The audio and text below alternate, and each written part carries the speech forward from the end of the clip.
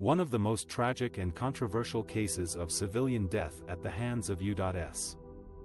military personnel on domestic soil is that of Ezekiel Hernandez Jr., a Native American teenager who was shot and killed by a Marine on the border. Ezekiel Hernandez Jr.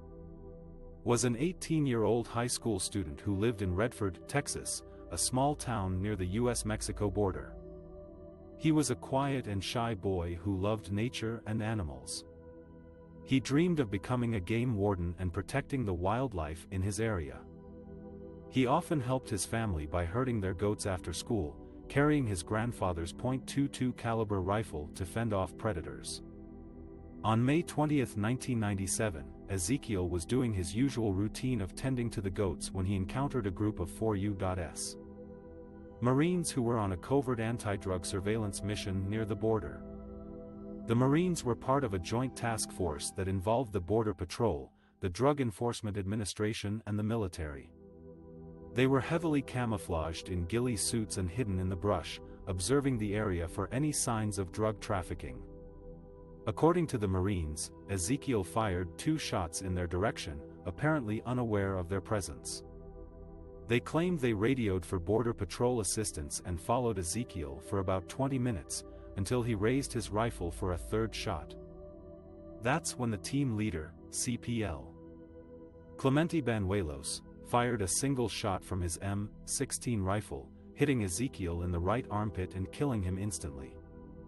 Ezekiel's family and friends disputed the Marines' version of events. They believed Ezekiel never saw the Marines and was only shooting at wild dogs or coyotes that threatened his goats.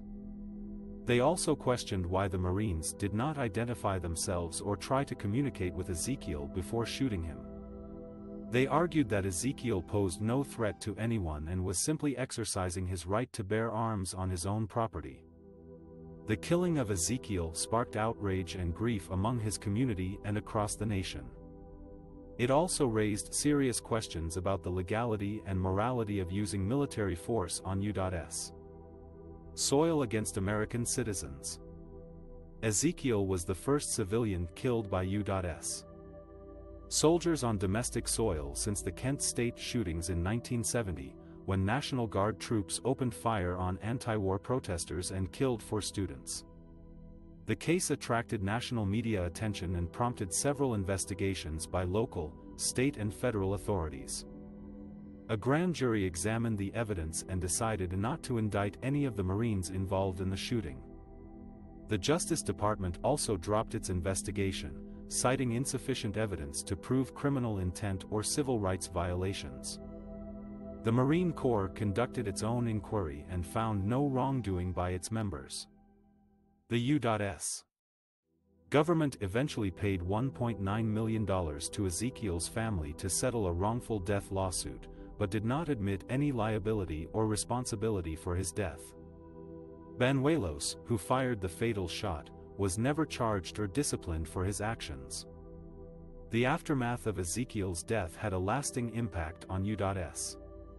policy regarding the use of military personnel on the border.